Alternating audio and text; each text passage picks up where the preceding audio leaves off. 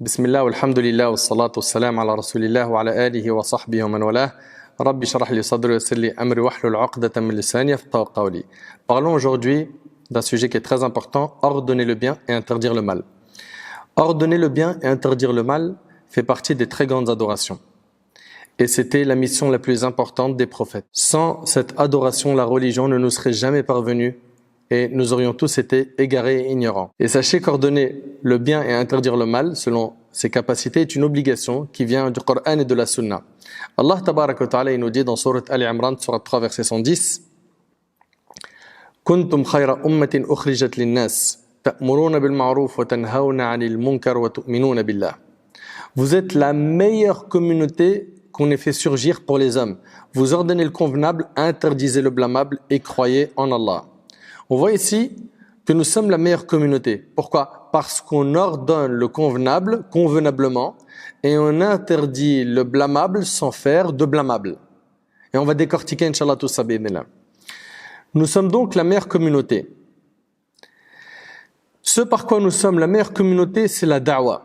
Une mission qu'on a héritée des prophètes, alayhim salam. Omar ibn Khattab, radiyallahu anhu, lorsqu'il lisait ce verset, il disait Man arada an yanala hadhihi al-khayriyya falyuhaqqiq shartaha. Quiconque veut atteindre ce mérite de faire partie de la meilleure communauté, qu'il concrétise ses conditions. Pour que cette communauté reste la meilleure, il faut qu'elle ordonne le convenable et qu'elle interdise le blâmable. Allah Azza wa Jalla nous dit également dans Surat Al-Imran Waltakum minkum ummah yad'una ila al-khayr wa ya'muruna bil ma'ruf wa yanhauna 'anil munkar wa ulaika humul muflihun. Que soit issue de vous une communauté qui appelle au bien, ordonne le convenable et interdit le blâmable, et tels sont ceux qui réussissent. Vous entendez? Et tels sont ceux qui réussissent. Et Allah tabaraka wa ta'ala nous dit également dans Surat At-Tawbah والمؤمنون والمؤمنات بعضهم أولياء بعض يأمرون بالمعروف وينهون عن المنكر. Les croyants et les croyantes sont alliés les uns des autres. Ils commandent le convenable, interdisent le blâmable. Et Allah tabaraka wa ta'ala dit dans Surat Al-Asr, que vous connaissez par cœur, Wal Asr, innal insana lafi khusr, illa alladhina amanu wa amilu s-salihat wa tawasaw bil haqq wa tawasaw bis sabr. Par le temps, et Allah subhanahu wa ta'ala ne jure que par ce qui est immense, qui est important. Par le temps, nous dit Allah subhanahu wa ta'ala, l'homme est certes en perdition, sauf ceux qui croient, accomplissent les bonnes œuvres, s'enjoignent mutuellement la vérité et s'enjoignent mutuellement l'endurance. L'homme est certes en perdition, sauf qui? Sauf celui qui croit en Allah. Il croit en Allah et il met en pratique. Et également, il appelle à Allah subhanahu wa ta'ala, il ordonne ce qui est convenable et il interdit ce qui est blâmable en étant patient. Les versets sur ce sujet sont nombreux. Quant au hadith du prophète sallallahu alayhi wa sallam, je vais commencer par un hadith qui est magnifique, c'est le hadith de Nu'man ibn Bashir radiyallahu anhu qui est rapporté par l'imam al-Bukhari. Le prophète alayhi salatu wa sallam ici nous décrit deux catégories de personnes. Ceux qui sont attachés à la religion et qui font attention au péché, et ceux qui malheureusement n'entretiennent plus leur âme et ils se sont livrés au péché. Il nous dit, sallallahu alayhi wa sallam, l'image de celui qui ne reconnaît pas les interdits d'Allah et cherche à les abolir.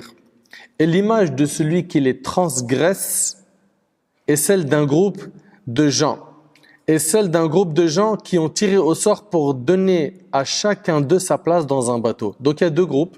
Il y a un groupe de pieux, de gens qui font tout pour protéger leur dîn, et un groupe qui se livre au péché et qui est dans l'insouciance.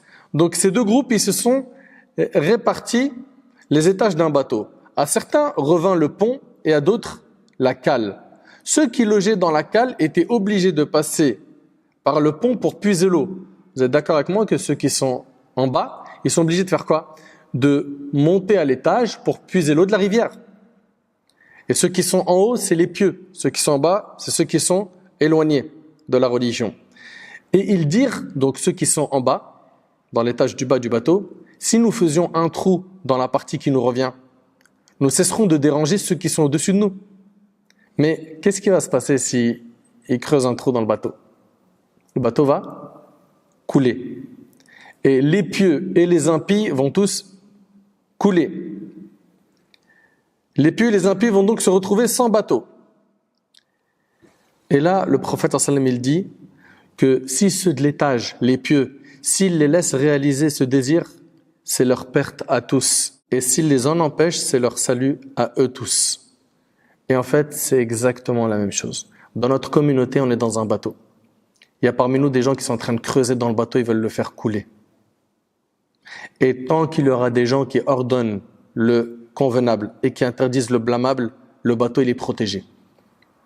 Mais le jour où on arrête d'appeler Allah subhanahu wa ta'ala et qu'on voit le haram et que ça nous fait ni chaud ni froid, attention, on va faire couler le bateau. On va faire couler la Ummah. Il s'agit du bateau de la communauté. Dans ce bateau, il y a des pieux et des impies. Si le bateau coule, c'est la noyade. C'est la perte. C'est la perte pour tout le monde. Allah tabarak wa ta'ala dit dans sourate Al-Anfal وَاتَّقُوا فِتْنَةً لَا تُصِيبَنَّ الَّذِينَ ظَلَمُوا مِنْكُمْ خَاصَّةً. Et craignez une calamité qui n'affligera pas exclusivement les injustes d'entre vous. Allahu Akbar. C'est-à-dire une calamité qui va prendre tout le monde. Et personne ne peut nier qu'une partie de notre communauté fait beaucoup de mal. Et volontairement, ils veulent faire couler le bateau. Volontairement. Aujourd'hui, le danger des dangers est qu'un groupe parmi les pieux ferme l'œil devant le haram. Ils voient autour d'eux la désobéissance, ils voient autour d'eux énormément de péchés et ils ne font rien. Malheureusement, on arrive à un stade où certains voient l'acte blâmable et ils disent quoi ? Qu'est-ce que je fasse ? Allah il dit, qu'Allah il les guide franchement. Mon frère, toi qui es comme cela, sache que l'affaire te concerne. Tu es dans le même bateau de celui de la communauté. Si ce bateau coule, c'est la noyade pour tout le monde. Parmi les grandes maladies qu'il y a la passivité. Être passif au point de dire « Qu'est-ce que je m'en fiche, moi ? Tu veux que je fasse quoi ? Je vais changer le monde ? Moi, j'ai envie d'éduquer mes enfants. C'est pas mon problème, ça les regarde. Chacun, il balaye devant sa porte. Vas-y, tu veux que je fasse quoi ? Je suis pas Superman. Tu crois que je vais lui parler, ça va changer quelque chose ? Mais non, laisse tomber. C'est pas mon rôle. C'est pas ton rôle à toi, puis c'est pas le rôle de l'autre, puis c'est pas le rôle de l'autre, puis, et après c'est le rôle de qui ? Ah oui, parce qu'il y a 3-4 prêcheurs sur le net qui le font, ça y est, c'est réglé. T'es sérieux, franchement ? Tu crois que ça suffit pour couvrir le besoin ? Et une parmi les choses qui me fend le cœur, c'est que certains sont arrivés à un stade où le péché s'est tellement répandu que pour eux, il est devenu normal. Et c'est même des gens qui sont dans le dîn. Et il te dit, mon frère, qu'est-ce que tu veux que je te dise ? C'est comme ça, dans les mariages, elles s'habillent toutes comme ça. Les frères, pareil, qu'est-ce que tu veux faire ? C'est ça ? Ça te choque ? Moi, ça me choque plus. Avant, ça me choquait. Le fait que le péché ne te choque plus, c'est que ton cœur est accidenté. Le fait que tu en arrives à un stade où le péché ne te fait plus rien, wallahi, ton cœur est à soigner de toute urgence. T'imagines ? Les gens, ils mettent en colère Allah et pour toi, il n'y a rien. Les gens, ils désobéissent au maître et pour toi, il n'y a rien. Aujourd'hui, on arrive à un stade où le mal, il se répand autour de nous et on ne calcule pas. On a tellement gardé le silence face au mal qu'il s'est propagé. Regardez dans les réseaux sociaux. Qui aujourd'hui vient dire aux gens, craignez Allah ?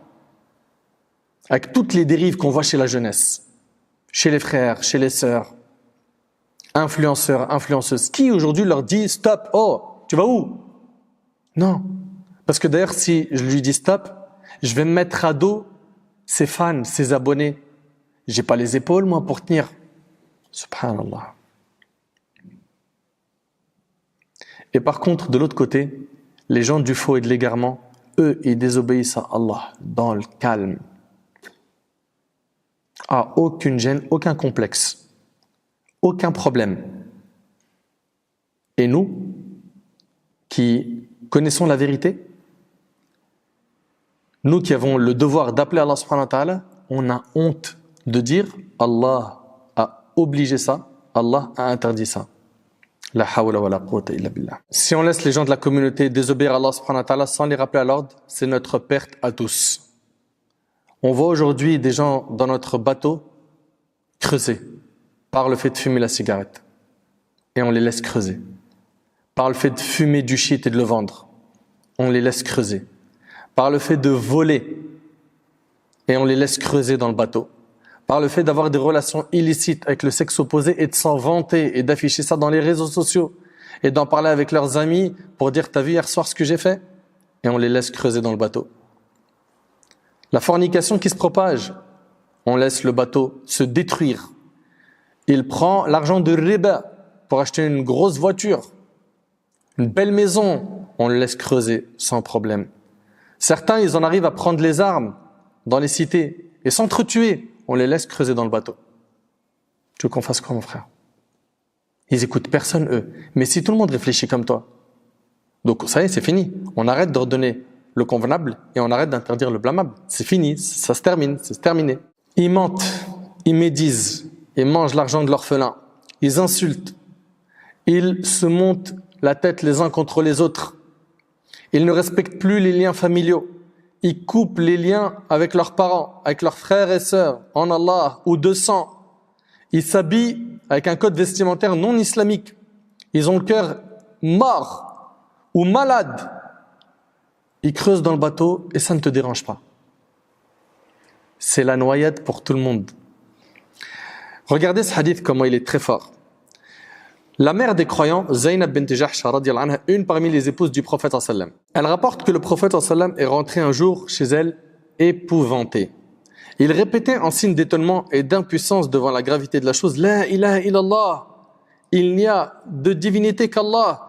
Malheur aux Arabes pour un mal terrible qui est désormais tout proche. Ce jour-ci, en effet, un trou comme ceci, et il fit un rond avec son pouce et son index, s'est ouvert dans le barrage de Dhul Qarnayn, qu'il a construit pour contenir le flot dévastateur des peuplades sauvages de Gog et Magog. Elle a dit, ô messager d'Allah, est-ce que nous périrons alors qu'il y a parmi nous des gens pieux? Et le prophète sallallahu alayhi wa sallam, il a dit, oui, quand la corruption et le vice auront augmenté. Rapporté par Bukhari et Muslim.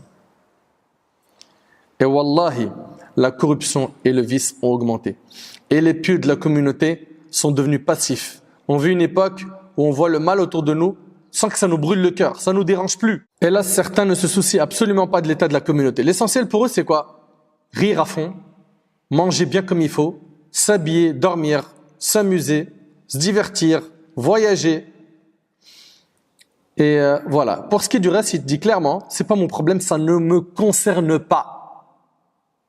Me confie pas une mission qui ne m'appartient pas. Et on en a qui disent, mais mon frère, Allah subhanahu wa ta'ala a dit, Ya ayyuhalladhina amanu, alaykum anfusakum, la yadurrukum man dalla idha ihtadaytum. Ô vous qui avez cru, vous êtes responsable de vous-même. C'est-à-dire, il y en a même certains, ils vont justifier le fait qu'ils n'ordonnent plus le bien et qu'ils interdisent plus le mal par un verset. Allah subhanahu wa ta'ala dit, ô vous qui avez cru, vous êtes responsable de vous-même. Celui qui s'égare ne vous nuira point si vous avez pris la bonne voie. Sourate Al-Ma'idah. Ce verset signifie, si vous accomplissez ce dont il vous a été ordonné, et parmi ce qui nous a été ordonné, il y a le fait d'ordonner le bien et interdire le mal, bah sachez que celui qui s'égare après cela, ça vous nuira pas. Cela veut dire que celui qui s'égare après votre rappel ne vous fera pas porter son fardeau. Donc, toi qui utilises cette preuve, sache que tu as très mal compris le sens du verset. On rapporte qu'Abu Bakr radiyallahu anhu monta un jour sur le minbar, il a loué Allah, lui fit des éloges et dit aux gens, vous lisez ce verset sans le comprendre comme il faut. Vous êtes responsable de vous-même. Celui qui s'égare ne vous nuira point si vous avez pris la bonne route. Cependant, j'ai entendu le prophète sallallahu alayhi wa sallam dire, les gens quand ils voient l'injuste commettre son injustice sans l'en empêcher, ne sont plus loin de voir Allah les frapper tous sans distinction d'un châtiment provenant de lui. Allahu Akbar.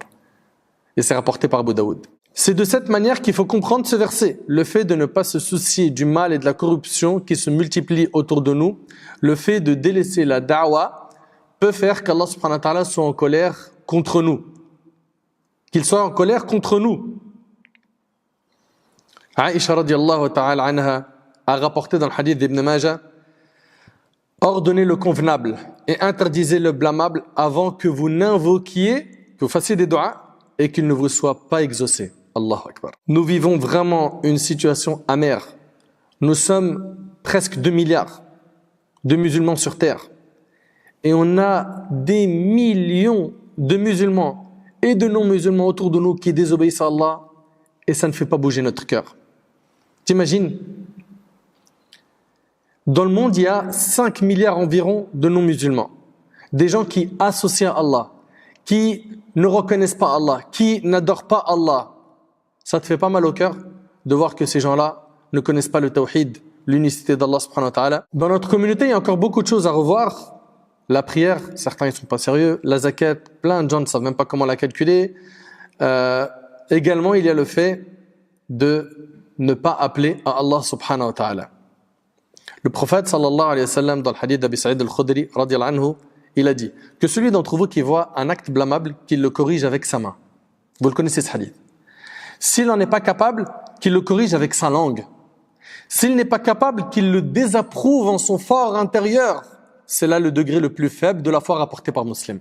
Le minimum, c'est que ton cœur bouillonne, brûle quand tu vois la désobéissance. Mais que t'en arrives à un stade, tu me dis, ouais mais mon frère, tout le monde le fait, c'est bon, arrête. T'en fais un plat quand même. Toute la terre le fait. Tu vois un mal, change-le. Change-le avec la main. Par exemple, en éloignant une personne qui veut en frapper une autre. D'accord ? Avec la langue, par une parole douce, mielleuse, souris à ton frère et essaye de changer le mal avec des bonnes paroles. Et on va, Inch'Allah, parler des codes à respecter quand on fait la da'wah, bi'idhnillah. Et montre tes dents, souris. Parce qu'il y en a, on dirait leurs dents, c'est des awras. Ils sourient jamais. Il sourit pas. Il voit les gens autour de lui faire le péché, il vient avec une dureté folle pour blâmer, mais il n'y a pas de sourire, il n'y a pas de tendresse, il n'y a pas d'amour. Tu as envie de changer le mal, souris. Quand tu vois quelqu'un qui fait des péchés, regarde cette personne avec l'œil de la miséricorde. Sois plutôt de ceux qui changent le mal avec des bonnes paroles, des paroles douces. Dans le cas où tu n'arrives pas à changer le mal par ta main ni ta langue, à ce moment-là, c'est par le cœur et c'est le plus petit degré de la foi. Et c'est une obligation religieuse. Dans le cas où ton cœur ne désapprouve pas ce mal, sache que tu as commis un péché. Une personne pourrait sûrement se dire, mais comment changer le mal par son cœur? En te désavouant de ce mal. Il faut qu'Allah tabaraka wa ta'ala voit que tu détestes cet acte qui est blâmable. Change donc le mal par ton cœur, désavoue-toi du mal et rejette-le. Supposons que tu es assis dans une mauvaise assemblée où ils sont en train de faire de la médisance. Parle. Dis-leur, les frères, craignez Allah. Vous êtes en train de donner vos hasanat à cette personne-là. Vous êtes en train de perdre vos bonnes actions. Vous êtes en train d'accumuler des péchés. Parle. Si tu vois qu'il ne t'écoute pas et que tu as essayé à plusieurs reprises, tu n'as pas le droit de rester dans cette assemblée. Tu n'as pas le droit de participer à cette assemblée de médisance. Et il faut que tu désapprouves cela par ton cœur. Par contre, si tu te trouves dans un endroit où ils regardent du haram et que tu es là à regarder avec eux et il y a quasiment que des choses qui sont illicites à regarder. Si tu te mets juste à dire astaghfirullah dans l'assemblée sans te désavouer de cet acte par ton cœur et sans leur dire, c'est que il y a énormément de choses qui te manquent. En tant que croyant, ton cœur doit brûler quand tu vois du mal. Mon frère, ma sœur, pour changer un mal, la motivation seule ne suffit pas. De même, la sincérité seule ne suffit pas. Il ne nous est pas permis de faire un pas dans cette adoration qui est d'ordonner le bien et interdire le mal si l'on n'est pas armé de science, de sagesse, c'est qu'on a une bonne compréhension des règles du changement du blâmable. Si tu ne connais pas les règles de l'amr bil ma'ruf wa nahy anil munkar, le fait d'ordonner le bien et interdire le mal, sache qu'il est possible que tu nuises alors que tu voulais faire du bien. Quelles sont donc ces règles? Et là maintenant on va rentrer dans le concret. Quelles sont les règles pour changer un mal? 1. La sincérité.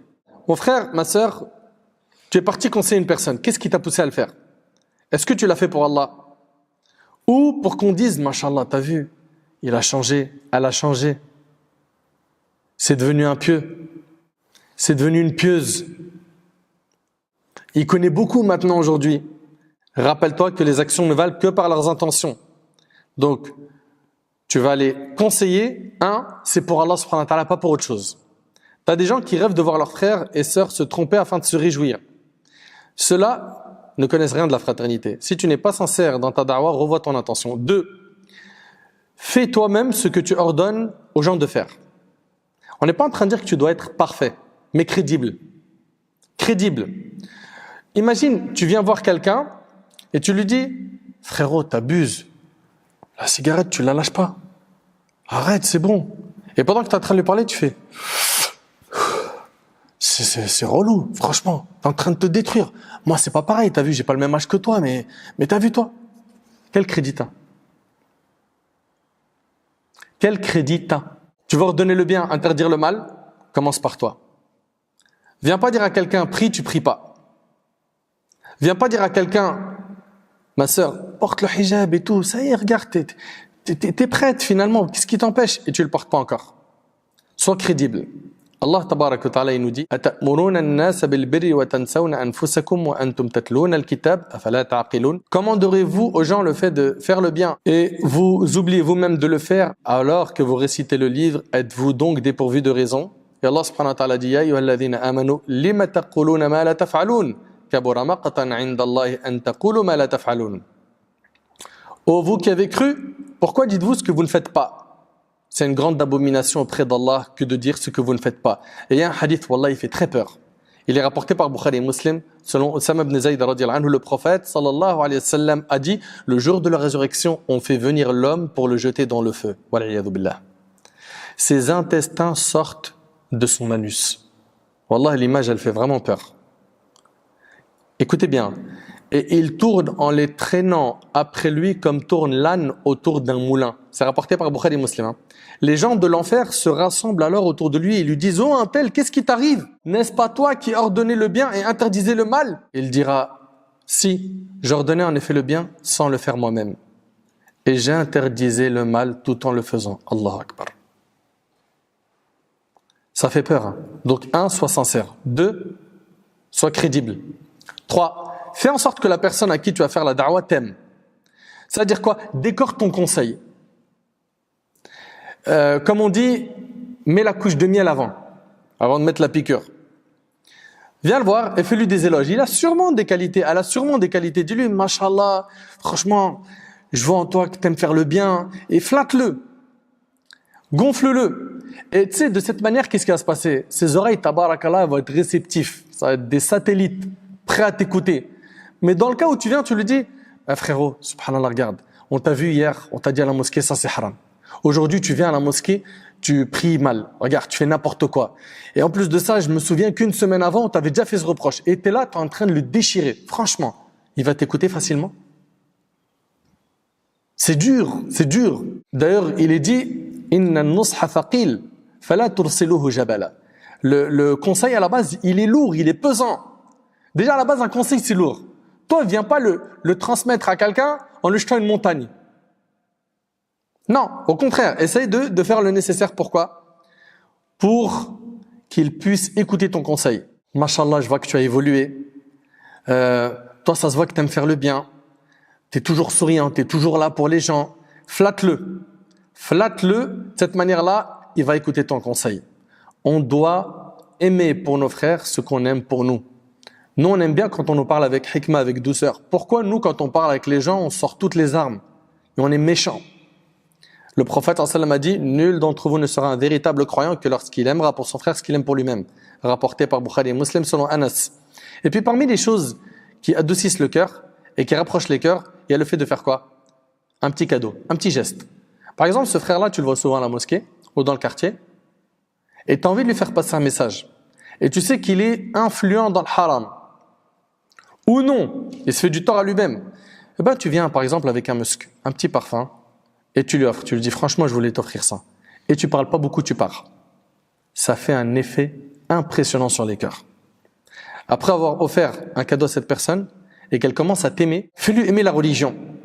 Par cela, incite-le vite à prier. Et il faut impérativement commencer par la salat avec les jeunes. Et les moins jeunes d'ailleurs. Il faut impérativement commencer par la salat. Et leur enlever ce verrou qu'ils ont, qui consiste à croire que pour que je puisse prier, il faut d'abord que je sois clean. C'est-à-dire que j'arrête les péchés et après, je commence à faire la prière. Non, faux, archi faux. C'est la prière qui va te faire arrêter les péchés. Mais ils ne comprennent pas. Et bien sûr, sois patient, il va te dire: ouais, mais non, mais t'as vu, je travaille, j'arrive pas à prier au travail. Doucement, doucement. Si tu es doux et tu dis la vérité avec douceur, en lui précisant que ça vient d'Allah et de son messager, il va accepter cela. Également, 4e règle, maîtrise le sujet que tu vas aborder. Il vient et dit: tu bois de l'alcool, c'est haram. Et tu as quelqu'un devant toi qui ne sait pas. Il dit, ah ouais, c'est écrit où? Je sais pas, mais on me l'a dit. Ça pèse pas lourd. Quand tu viens dire halal, haram, maîtrise le sujet que tu vas aborder. C'est très important. D'ailleurs, l'imam al-Bukhari, rahimallah, il a écrit un chapitre dans son recueil authentique intitulé « La science précède la parole et l'action ». Allah Azza wa Jalla a dit « Fa'alam annahu la ilaha illallah wa astaghfir li dhanbik ». Sache donc qu'en vérité, il n'y a point de divinité à part Allah et implore le pardon pour ton péché. Allah tabaraka wa ta'ala a d'abord cité la science avant la parole et l'action. La bonne intention seule ne suffit pas pour appeler quelqu'un à l'islam. Il faut aussi la science. Sans science, tu peux interdire une chose qui est sunna ou autorisée. Sans science, tu peux rendre obligatoire quelque chose qui ne fait même pas partie de la religion.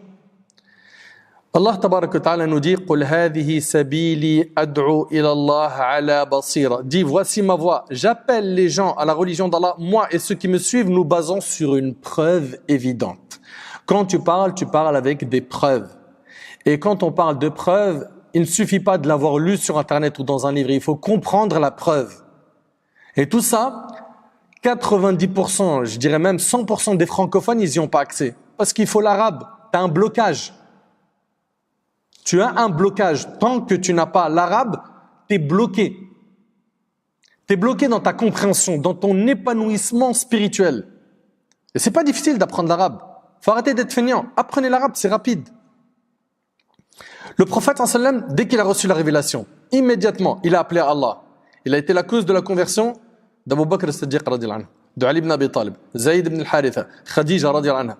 Abu Bakr lui-même, tout de suite après, il a invité qui à l'islam? Uthman, Talha, Az-Zubayr et d'autres parmi les compagnons radiyallahu anhum. Ils ont senti cette responsabilité qu'ils avaient de comprendre que la sincérité sans la science, ça ne marche pas. Tu es sincère, c'est très bien, il te faut la science. Je le dis, je le répète, il y a des gens qui vont apprendre la religion d'une mauvaise manière parce qu'ils ne sont pas pilotés par un professeur. Et comme l'ont dit les savants, celui dont son shir et son livre, ses erreurs seront plus nombreuses que ses exactitudes. Toi, tu commences à dire, moi je vais piocher la science dans les livres, moi je suis directement la sunna. Moi, je suis directement la sunna, mashallah. C'est-à-dire les savants, eux, ils suivaient quoi? PSG Marseille? Non, mais moi, je prends Delil. Et eux, ils suivaient quoi? Tintin et Milou? Ça veut dire quoi, ça? Ces histoires de « moi, je suis Delil ». En fait, ces paroles ne viennent que de quelqu'un de totalement ignorant qui ne connaît absolument pas le monde du fiqh et des écoles juridiques. Apprends. Fais-toi piloter par un cheikh qui lui-même a une bonne méthodologie et suit les écoles juridiques. Et là, tu vas évoluer. Ibn Taymiyyah, rahimallah, il dit « Il incombe à celui qui ordonne le bien et interdit le mal d'avoir connaissance de ce qu'il ordonne et de ce qu'il interdit à partir du livre d'Allah et de la sunna du messager d'Allah sallallahu alayhi wa sallam. » Tu dois avoir de la science dans le sujet que tu vas aborder pour ordonner le bien ou interdire le mal. Clair? 5e règle, choisis l'endroit. Tu as envie de faire la da'wah? Très bien. Tu as envie d'appeler un tel à l'islam ou de lui dire « Attention, tu as fait quelque chose de mauvais ?» Pas de problème. Mais tu vas le faire où? Devant qui? Devant ses amis? Devant sa femme et ses enfants? Tu veux le rabaisser, l'humilier? Tu veux le hacham? Tu veux montrer qu'il connaît rien? Et c'est comme ça après il va accepter ton message? En le rabaissant, en l'humiliant? Non. Sache que si tu le rabaisses devant des gens, il ne t'écoutera pas. Au contraire, il va faire le têtu. On voit parfois des gens ramener une vingtaine de personnes pour en conseiller une. Franchement, vous êtes sérieux là ou quoi? C'est quoi? C'est un spectacle? C'est un show? Pourquoi ramener une tribu pour conseiller une personne? Va tout seul comme un homme, ou ma sœur, vas-y toute seule, voir la sœur en question et parle-lui. L'imam Shafi'i, rahimallah, il disait, sermonner son frère en secret, c'est le flatter. Le faire en public, c'est le diffamer. Donc, on fait attention à l'endroit et au nombre de personnes qu'on a autour de nous. Si jamais dans une assemblée, tu vois quelqu'un qui fait quelque chose qui ne fait pas partie du din. On est dans une assemblée, il y a quelqu'un qui mange avec la main gauche. D'accord? Tu as deux manières de faire. De lui faire un signe discret et de lui dire « change la main ». Et tu as la manière où tu l'affiches, tu lui dis « frangin, t'as quel âge là? Jusqu'à maintenant, tu ne sais pas encore qu'on mange avec la main droite? T'es sérieux ou quoi ?» Et tu le déchires en public. Il risque de ne pas t'écouter et de te fuir. 6e règle, choisir les meilleures paroles dans ta da'wah. Tu vas appeler quelqu'un à Allah subhanahu wa ta'ala, tu sais qu'il est loin d'Allah subhanahu wa ta'ala, et ben il va falloir y aller avec les meilleures paroles. Regardez, quand Allah subhanahu wa ta'ala, il a envoyé Moussa et Haroun à Pharaon. Il leur a dit فَقُولَا لَهُ قَوْلًا لَيِّنًا. Parlez-lui gentiment. À Pharaon, le plus grand tyran de l'histoire. T'imagines un petit peu? Et vous connaissez l'histoire de l'homme qui a uriné dans la mosquée. Imagine si aujourd'hui, il y a quelqu'un qui rentre. Allez, je vais donner une image qui va être choquante. Pendant la Jumu'ah, il se met dans un coin de la mosquée, il urine. Il va finir comment lui? Il va finir dans un pain tortillas chaud et grignoté par tous les fidèles de la mosquée. Ils vont le manger. C'est vrai ou c'est pas vrai? Mais t'es sérieux ou quoi? Oh! Ça va crier, ça va être le fawda. Dans la mosquée, ça va partir dans tous les sens. Et subhanallah, le prophète alayhi salatu wassalam, il a dit aux compagnons qui voulaient le blâmer, laissez-le terminer. Après cela, il a enseigné que la mosquée n'est pas faite pour ça, que c'est pour évoquer Allah, prier, etc. L'homme, il a tellement été content qu'il a dit, oh Allah, fais-moi miséricorde, ainsi qu'à Mohammed et à personne d'autre. Vous imaginez? Donc voilà, tantôt il faudra adopter un comportement de douceur et des fois, la dureté, ça sera une hikmah avec certains. Quand tu sais que la personne, elle est solide dans son dîn, elle connaît bien, là tu peux. Comme le prophète ensemble quand il a pris la bague en or que portait le compagnon et qu'il l'a jetée. Ça c'était une manière de faire avec ceux qui connaissent. Amma l'ignorant, on ne s'adresse pas à lui de cette manière-là. On doit en fait parler aux gens en fonction de leur profil. Et selon Maymoun ibn Abi Shabib, Aïcha radhiyallahu anha donna un morceau de pain à un mendiant qui passa devant elle. Puis vint un homme bien habillé et d'apparence respectable. Elle le fit asseoir et lui donna à manger. On lui demanda la raison de cette différence de comportement. Le prophète sallam a alors dit « Placez les gens selon leur mérite rapporté par Abu Daoud ». Donc ça veut dire qu'il va falloir s'adapter au profil que tu as devant toi. La da'wah c'est un art. Il faut utiliser les meilleures paroles, choisir le bon moment, choisir l'endroit. De même, il faut faire attention à ne pas blâmer une personne en se basant sur des soupçons. C'est la pire des choses. Frangin, tu sais, je voulais dire un truc. Bon, comment on va faire? Voilà. On m'a dit la vérité. Hier, tu as été vu avec une femme. La hawla wa la quwwata illa billah, elle est super mal habillée. Et je t'invite, Inch'Allah, à craindre Allah et tout. Et tu sais, c'est grave et tout. Et le frère, il t'arrête, il dit, excuse-moi, c'est ma sœur. C'est ma sœur de sang. Franchement, tu te sens comment à ce moment-là? Parce que toi, tu prends les informations sans vérifier. Tu ne vas pas directement à la source. Faites attention à ce type de comportement. Parmi les règles, on a dit qu'il y a la douceur. Soyez doux. Comme il a été ordonné à Moussa et Haroun d'être doux avec Pharaon. Ibrahim alayhi salam, quand il a parlé à son père Azar, son père qui était un parmi les grands mouchriquines de son époque, il lui dit « Ya abati, ya abati, ya abati » « Oh mon cher père ». Il dit à son père « Oh mon père, oh mon cher père, pourquoi adores-tu ce qui n'entend ni ne voit et ne te profite en rien ?» Et Aïcha radhiyallahu anha, elle rapporte que le prophète sallam a dit « Allah est doux et il aime la douceur en toutes choses » rapporté par Bukhari et Muslim. Et toujours selon Aïcha radhiyallahu anha, le prophète sallam a dit « Quand la douceur est dans quelque chose, elle ne peut que l'embellir et quand elle est retirée d'une chose, elle ne peut que l'enlaidir » rapporté par Muslim. Également, quand tu vas faire la da'wah, tu fais da'wah par priorité.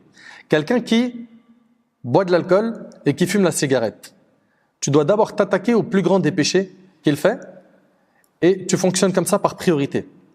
Il n'est pas judicieux de voir quelqu'un qui fait une dizaine de péchés et tu viens le conseiller sur le plus petit péché qu'il fait. Non, tu dois d'abord prendre les choses par priorité. D'accord? Tu dois donc faire ta da'wah par priorité. Et l'une des priorités de la da'wah est de faire cette da'wah à sa famille avant de s'occuper des gens. Allah tabaraka wa ta'ala, il nous dit wa anzir ashiratak al-aqrabin, et avertis les gens qui te sont les plus proches. Également, parmi les règles, commence par citer les points où tu es d'accord avec lui. Avant de lui dire je suis pas d'accord avec toi sur ça. Tu vas tellement lui montrer de désaccord qu'à la fin, il ne va pas t'écouter. Dis-lui, tu sais quoi, regarde, on est d'accord sur ça. Mais ce point-là, ça va pas. Également, ne change pas le mal par un mal plus grand. Subhanallah, Ibn al-Qayyim, rahimahullah, il a dit, le prophète a légiféré à sa communauté l'obligation d'interdire le blâmable afin que soit accompli le convenable qu'Allah et son messager aiment. Si en interdisant le blâmable, cela apporte un mal plus grand, cela revient à ordonner le mal et à prendre le chemin de la désobéissance d'Allah et de son messager. Allahu Akbar. Supposons que ton fils fait une erreur. D'accord? Eh bien, il est possible qu'en voulant changer le mal qu'il a fait, tu te retrouves à tomber dans un mal encore plus grand. Faites-y très attention. Très attention. Également, parmi les règles, quand tu ordonnes le bien et que tu interdis le mal, arme-toi de patience. Les prophètes, alayhim salam, ce sont les meilleurs hommes. Ils ont été très patients avec leur peuple. Très patients. Allah tabaraka wa ta'ala, il dit dans sourate Al-Ankabut, dans les premiers versets, Alif Lam Mim, ahasiba an-nasu ay yutraku ay yaqulu amanna wa hum la yuftanun. Al-aya. Est-ce que les gens pensent qu'on les laissera dire nous croyons sans les éprouver? Certes, nous avons éprouvé ceux qui ont vécu avant eux. Allah connaît ceux qui disent la vérité et ceux qui mentent. Et quand le prophète sallam, il a été questionné par Sa'd radhiyallahu anhu, quels sont les gens les plus éprouvés? Il a dit les gens les plus éprouvés sont les prophètes.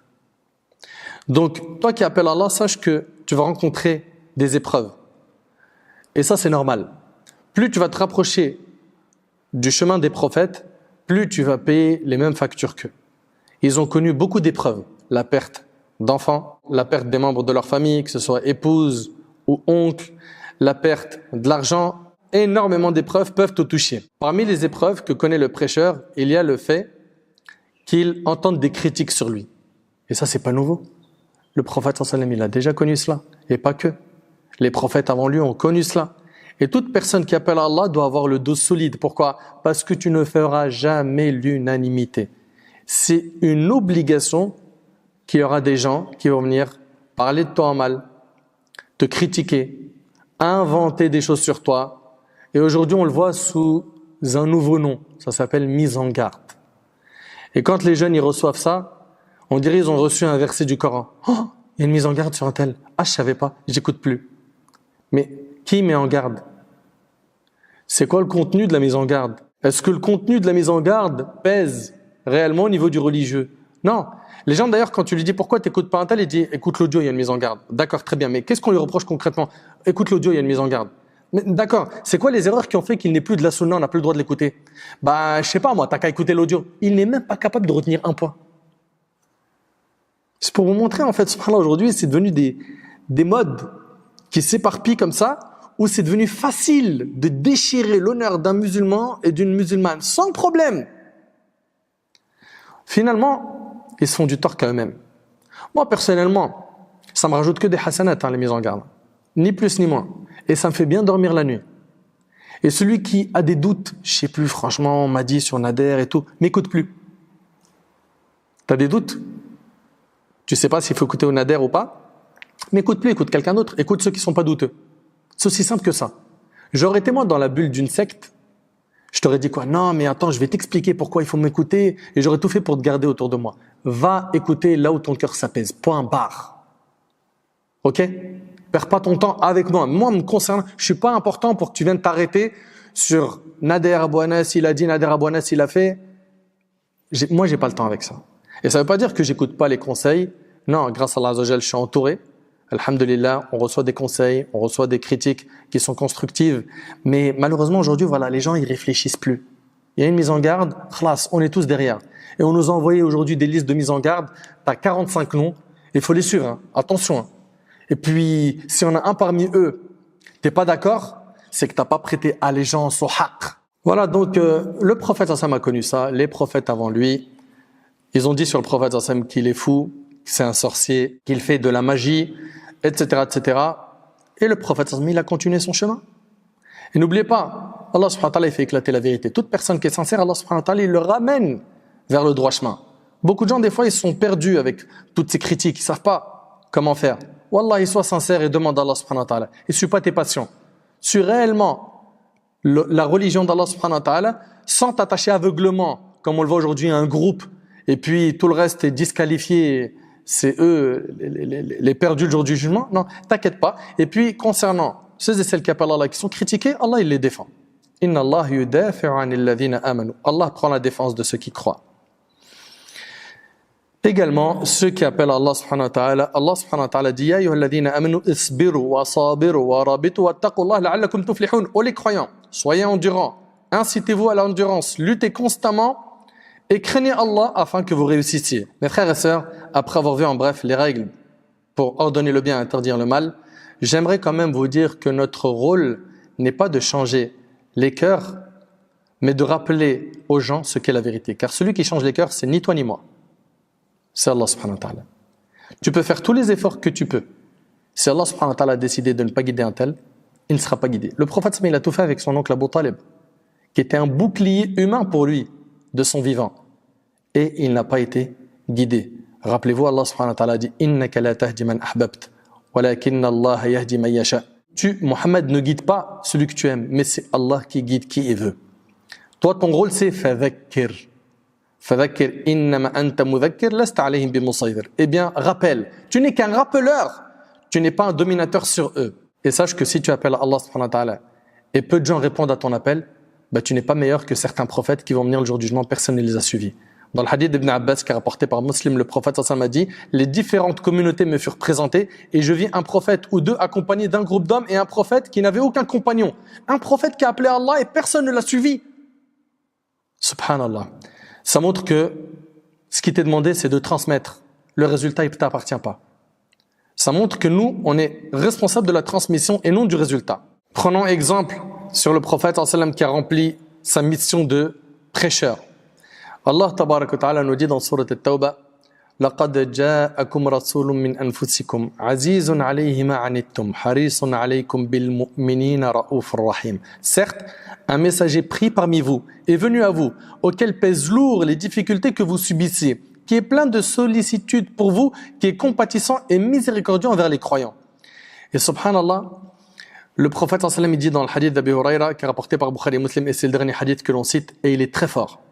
Je suis par rapport à ma communauté comme l'exemple d'un homme qui a allumé un feu et dans lequel les insectes et les papillons tomberaient malgré que cet homme les repousse.